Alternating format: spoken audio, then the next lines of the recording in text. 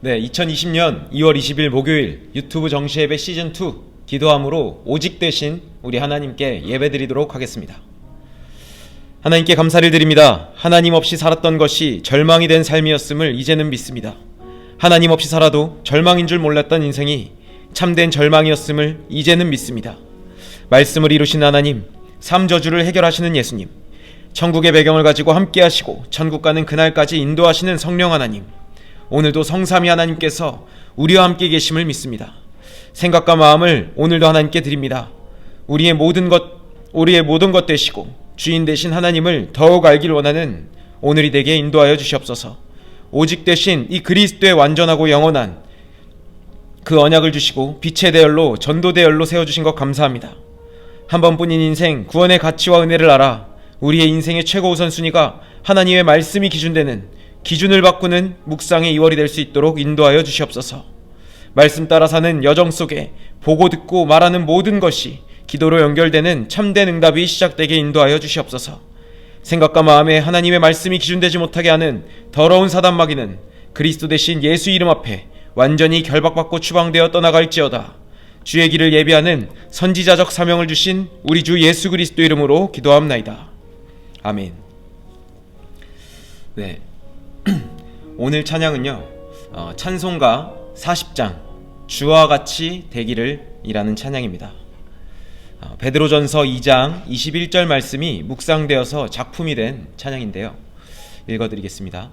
이를 위하여 너희가 부르심을 받았으니 그리스도도 너희를 위하여 고난을 받으사 너희에게 본을 끼쳐 그 자취를 따라오게 하려 하셨느니라. 아멘. 네, 찬송가 40장의 가사를 읽어드리겠습니다. 차분히 호흡을 가다듬으시고요, 깊은 호흡으로 이 가사를 묵상하고 나의 영혼에 각인시킬 수 있는 시간 되었으면 좋겠습니다. 주와 같이 되기를 내가 원하니 온유하고 겸손한 주의 마음을 주소서. 세상에서 우리가 나그네로 있을 때 주의 형상 닮아서 살아가게 하소서.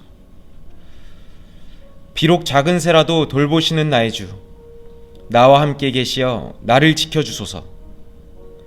마음이 깨끗하기를 내가 항상 원하니 악한 마음을 버리고 살아가게 하소서. 주와 같이 되기를 내가 항상 원하니 주님 뜻을 따라서 살아가게 하소서. 주 은혜로 거듭나 말씀 위에 굳게 서 영원 무궁하도록 주와 함께 살리라. 아멘. 네, 오직 그리스도만이 아무도 막을 수 없는 하나님의 계획임을 붙잡은 전도자의 기도인 줄 믿습니다. 오늘 하나님의 의를 이룰 하나님의 성전된 청년 선교사의 기도가 될 줄 믿습니다. 전도자의 삶 21가지, 그 중에 오늘은 필연인데요, 반드시 그렇게 될 수밖에 없는 이라는 말씀을 가지고 각인을 바꾸는 시간 갖도록 하겠습니다. 오늘 본문 말씀은 요한복음 8장 3절에서 11절 말씀입니다. 제가 봉독해 올려드리도록 하겠습니다. 서기관들과 바리새인들이 음행 중에 잡힌 여자를 끌고 와서 가운데에 세우고 예수께 말하되 선생이여, 이 여자가 간음하다가 현장에서 잡혔나이다. 모세는 율법에 이러한 여자를 돌로 치라 명하였거니와 선생은 어떻게 말하겠나이까? 그들이 이렇게 말함은 고발할 조건을 얻고자 하여 예수를 시험함이로라. 예수께서 몸을 굽히사 손가락으로 땅에 쓰시니 그들이 묻기를 마지 아니하는지라. 이에 일어나 이르시되 너희 중에 죄 없는 자가 먼저 돌로 치라 하시고 다시 몸을 굽혀 손가락으로 땅에 쓰시니 그들이 이 말씀을 듣고 양심의 가책을 느껴 어른으로 시작하여 젊은이까지 하나씩 나가고 오직 예수와 그 가운데 서 있는 여자만 남았더라.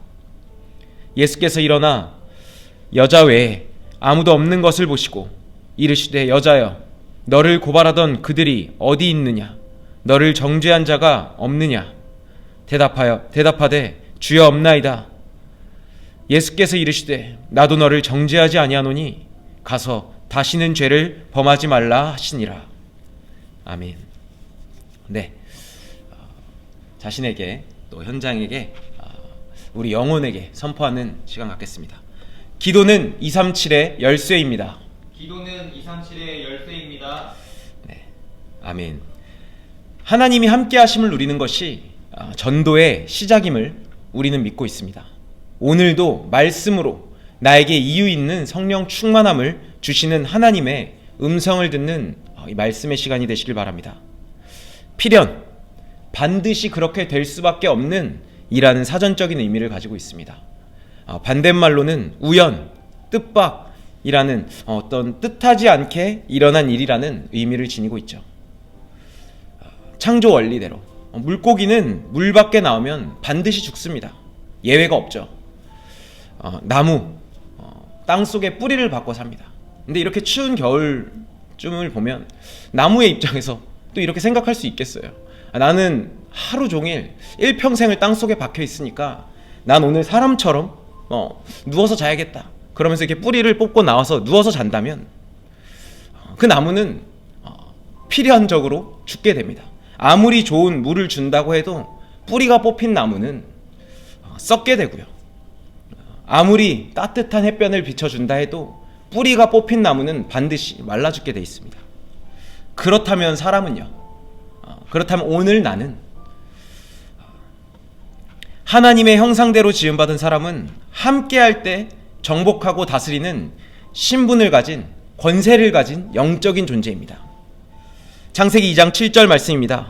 여호와 하나님이 땅의 흙으로 사람을 지으시고 생기를 그 코에 불어넣으시니 사람이 생명이 되니라. 하나님의 형상대로 하나님과 함께하도록 지음받았으나 생각과 마음을 다스리지 못해서 비참하고 가슴 아픈 이야기를 심심치 않게 매스컴을 통해서 접할 수 있는 것 같습니다. 정복하고 다스릴 수 있는 최고의 신분과 권세를 가진 그런 인간으로, 영적 존재로 지음을 받았으나 성공을 쫓아서, 물질을 쫓아서 그렇게 살다가 한계를 만나면 낙심하고 극단적인 선택을 하는 경우도 덜어 있는 것 같습니다. 이런 기사들, 댓글을 보면 대다수의 사람들의 반응은 또 다른 범행을 저지르고 있지 않나 생각할 정도로 입에 담지 못할 글들을 좀 서슴없이 쓰는 것 같습니다.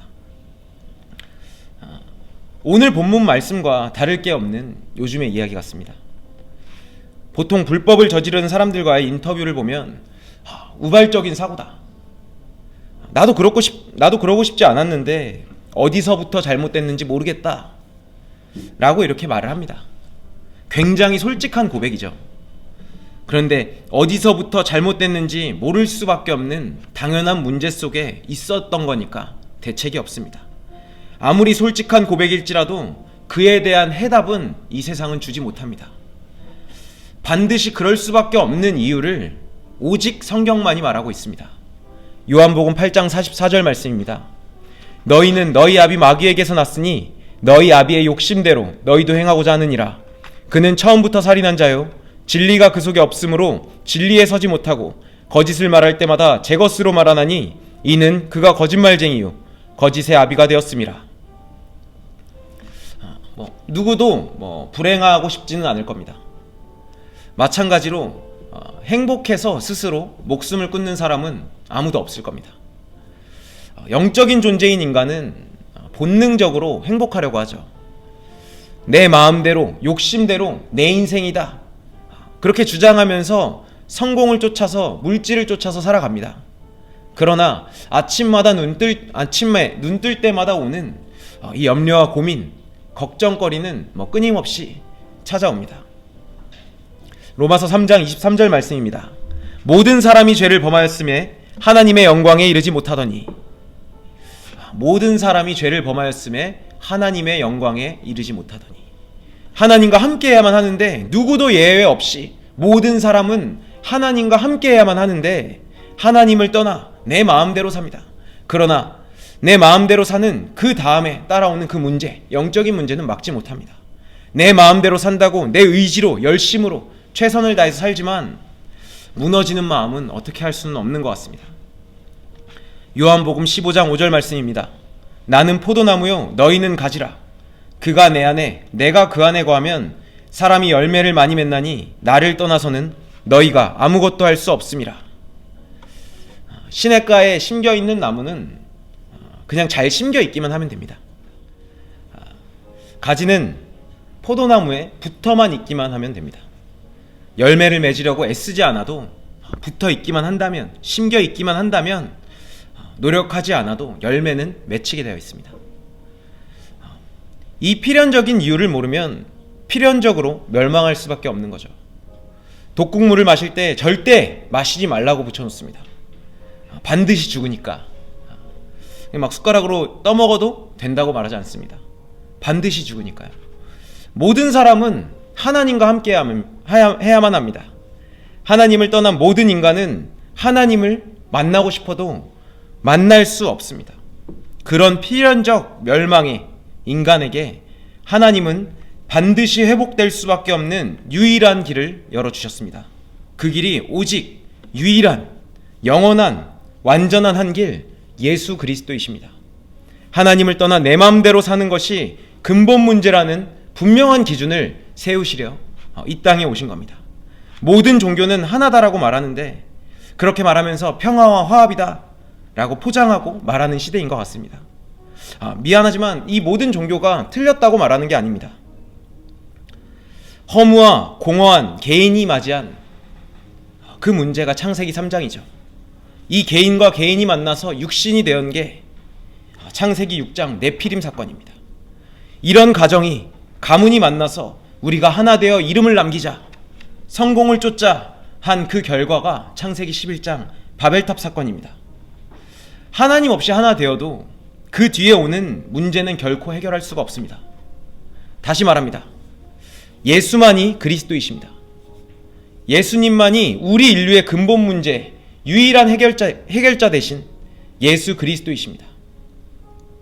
사단에게 속아 하나님을 떠난 죄를 짓고 지옥으로 갈 수밖에 없는 저주와 재앙을 해결하신 유일한 이름이 예수 그리스도이십니다. 사도행전 4장 12절 말씀입니다. 다른 이로서는 구원을 받을 수 없나니 천하 사람 중에 구원을 받을 만한 다른 이름을 우리에게 주신 일이 없음이라 하였더라. 예수님의 십자가의 죽음과 부활을 이제는 우리는 믿기만 하면 됩니다. 다른 것을 요구하지 않았습니다. 해적선 안에 있는 선원은 최선을 다해서 살면 살수록 가장 흉악한 해적일 뿐입니다. 마찬가지로 하나님은 죄인된 우리에게 열심과 노력을 요구하지 않았습니다. 믿음으로 구원이라는 선물을 주셨을 뿐입니다. 우리는 예수 그리스도의 십자가의 죽으심과 부활하심을 이제는 믿기만 하면 되는 겁니다. 더 이상 내 생각대로 기준대로 살 이유도 필요도 없음을 기억하는 오늘이 되시길 기도하겠습니다. 요한복음 8장 11절 말씀입니다. 예수께서 이르시되 나도 너를 정죄하지 아니하노니 가서 다시는 죄를 범하지 말라 하시니라. 예수를 그리스도로 믿는 순간 우리의 과거와 현재와 미래의 모든 죄를 용서하신 줄 믿으시기 바랍니다. 어떤 사람도 예외 없이 반드시 붙잡아야 할 예수 그리스도의 분명한 언약을 가지고 이 시대 앞에, 교회 앞에, 가정과 개인 앞에 하나님의 의를 이루는 성전으로 지음받은 우리의 필연적인 삶의 기준이 세워지는 청년 선교사들의 오늘 되기를 기도하겠습니다. 네, 21가지 전도자의 삶 8번째 필연 관련 선고를 읽어드리겠습니다. 읽어드릴 때에 마음으로 받으시고요. 영혼에 각인시키시는 시간 되시길 바랍니다. 발견하지 못함에 야손과 몇 형제들을 끌고 읍장들 앞에 가서 소리질러 이르되 천하를 어지럽게 하던 이 사람들이 여기도 이름에 야손이 그들을 맞아들였도다. 이 사람들이 다 가이사의 명을 거역하여 말하되 다른 임금 곧 예수라 하는 이가 있다 하더이다 하니 무리와 읍장들이 이 말을 듣고 소동하여 야손과 그 나머지 사람들에게 보석금을 받고 놓아주니라. 그의 주인이 여호와께서 그와 함께 하심을 보며 또 여호와께서 그의 범사에 형통하게 하심을 보았더라. 요셉이 그의 주인에게 은혜를 입어 섬김에 그가 요셉을 가정 총무로 삼고 자기의 소유를 다 그의 손에 위탁하니 그가 요셉에게 자기의 집과 그의 모든 소유물을 주관하게 한 때부터 여호와께서 요셉을 위하여 그 애굽 사람의 집에 복을 내리심으로 여호와의 복이 그의 집과 밭에 있는 모든 소유에 미친지라. 그가 고난받으신 후에 또한 그들에게 확실한 많은 증거로 친히 살아계심을 나타내사 40일 동안 그들에게 보이시며 하나님 나라의 일을 말씀하시니라. 오순절날이 이미 이름에 그들이 다같이 한 곳에 모였더니 말씀이 점점 왕성하여 예루살렘에 있는 제자의 수가 더 심히 많아지고 허다한 제사장의 무리도 이 도에 복종하니라. 그때에 스데반의 일로 일어난 환난으로 말미암아 흩어진 자들이 베니게와 그부로와 안디옥까지 이르러 유대인에게만 말씀을 전하는데 성령이 아시아에서 말씀을 전하지 못하게 하시거늘 그들이 부르기아와 갈라디아 땅으로 다녀가 무시아 앞에 이르러 비두니아로 가고자 했으되 예수의 영이 허락하지 아니하시는지라. 무시아를 지나 드로아로 내려갔는데 밤에 환상이 바울에게 보이니 마게도냐 사람 하나가 서서 그에게 청하여 이르되 마게도냐로 건너와서 우리를 도우라 하거늘 바울이 그 환상을 보았을 때 우리가 곧 마게도냐로 떠나기를 힘쓰니 이는 하나님이 저 사람들에게 복음을 전하라고 우리를 부르신 줄로 인정함이로라. 이 일이 있은 후에 바울이 마게도냐와 아가야를 거쳐 예루살렘에 가기로 작정하여 이르되 내가 거기 갔다가 후에 로마도 보아야 하리라 하고 나의 복음과 예수 그리스도를 전파함은 영세전부터 감추어졌다가 이제는 나타내신 바 되었으며 영원하신 하나님의 명을 따라 선지자들의 글로 말미암아 모든 민족이 믿어 순종하게 하시려고 알게 하신 바 그 신비의 계시를 따라 된 것이니 이 복음으로 너희를 능히 견고하게 하실 지혜로우신 하나님께 예수 그리스도로 말미암아 영광이 세세무궁하도록 있을지어다. 아멘. 오직 성령이 너희에게 임하시면 너희가 권능을 받고 예루살렘과 온 유대와 사마리아와 땅끝까지 이르러 내 증인이 되리라 하시니라. 말씀을 들었습니다. 마음에 담긴 말씀이 있었다면 성경책을 찾아서 소리내어 읽어보시기도 하고요. 기도수첩에 이렇게 기록도 해보셨으면 좋겠습니다. 여전히 해결되지 않는 개인 문제, 가정 문제, 관계 문제, 사회 문제 속에 있다 해도 괜찮습니다. 우리는 그렇게 될 수밖에 없는 필연적인 이유와 해답을 가진 전 세계 유일한 청년 선교사입니다. 하나님을 떠나 고통하는 시대에 하나님을 알고 믿고 사랑한다 고백할 수 있는 오늘 주신 거 감사합니다. 유일한 구원의 길이 그리스도 대신 예수님임을 저는 믿습니다.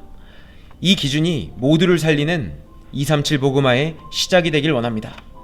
이렇게 기도하시기 바랍니다. 성삼위 하나님께서 나와 함께 하심을, 예수님께서 지금도 삼저주를 해결하시고 말씀을 성취하시고 천국의 배경을 가지고 천국 가는 그날까지 함께 하시는 그 성삼위 하나님을 누리는 24 기도로, 그리고 기도할 수 있는 신분과 흑암을 꺾을 수 있는 이 권세가 있음을, 그래서 모든 삶의 동기가 구원에서 비롯된 기쁨에서 시작되기를 하나님 앞에 드리길 바랍니다. 찬양 BGM이 이렇게 한 3분 정도 흘러나올 겁니다. 현장에서 차분히 믿음을 드리는 기도의 시간을 가져보시기 바랍니다. 어떤 문제에도 흔들리지 않을 절대 기준을 세울 수 있는 좋은 기회가 왔습니다. 내일 이 시간 절대에서 만나겠습니다. 감사합니다.